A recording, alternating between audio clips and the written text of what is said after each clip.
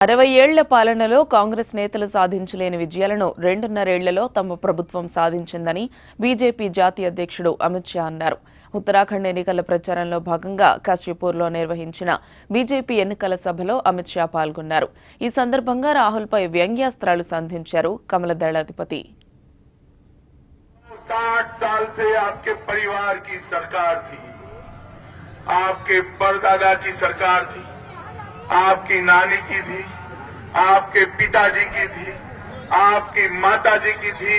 60 साल में आपने क्या किया, इसका जवाब ये देवभूमि की जनता मांगती है।